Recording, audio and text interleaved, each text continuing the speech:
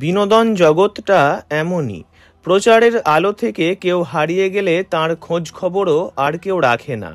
বহু নতুন নতুন তারকার ভিড়ে কত শত গুণী শিল্পীরা হারিয়ে গেছেন। স্বর্ণযুগের বহু শিল্পী তো বিদায় নিয়েছেন পরপারে। কজনকার খবরই বা আমরা পেয়েছি। এমনই এক টলিপাড়ার স্বর্ণযুগের ব্রাত্য পরিচালক অমল সুর। সবার চোখের আড়ালে নিরালায় নিভৃতে শেষ জীবনটা কাটিয়ে বিদায় নিয়েছেন পরপারে। এবছরই অর্থাৎ 2025-এর 3রা ফেব্রুয়ারি প্রয়াত হয়েছেন তিনি।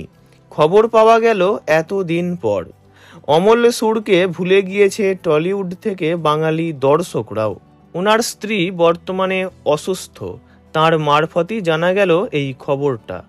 বাংলা ছবি গোপাল ভাঁড় তাঁরই পরিচালিত। সন্তোষ দত্ত ছিলেন গোপাল ভাঁড়ের ভূমিকায়।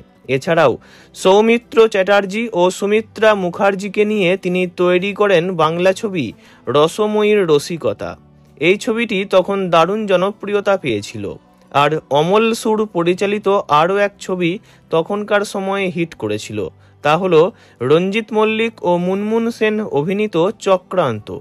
অমল বাবুর সঙ্গে একসময় সুচিত্রা সেনের প্রত্যক্ষ যোগাযোগ ছিল, কারণ অমলবাবু ছিলেন অসিত সেনের উত্তর ফাল্গুনী ও হরিসাধন দাশগুপ্তর কমললতা ছবির সহকারী পরিচালক।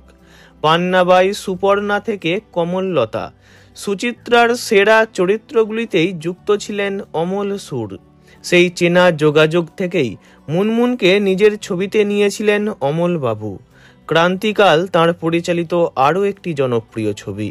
প্রসঙ্গত, প্রেসিডেন্সি কলেজ ও তারপরে কলকাতা বিশ্ববিদ্যালয় থেকে বাংলা সাহিত্যে উচ্চশিক্ষা করেই তিনি টলিপাড়ায় পা রাখেন। বড় বড় পরিচালকের সহপরিচালক হয়ে কাজ করেছেন। নিজেও বহু বাংলা ছবি পরিচালনা করেছেন। টিভির পর্দাতেও কাজ করেছেন তিনি, তবে সেভাবে আর সুযোগ পাননি। তাঁর চলে যাওয়ার খবরও জানা গেল এত মাস পর। তাঁর স্ত্রী এখন শয্যাশায়ী, থাকেন সেবিকার ভরসায়। বাংলা সিনেমার এই পরিচালক শেষ জীবনে অবহেলা আর বঞ্চনা ছাড়া কিছুই পেলেন না। পরপারে ভালো থাকুন তিনি। ভিডিওটি এইটুকুই। বিনোদন জগতের সব রকম খবরাখবর জানতে চ্যানেলটি অবশ্যই সাবস্ক্রাইব করবেন। ধন্যবাদ।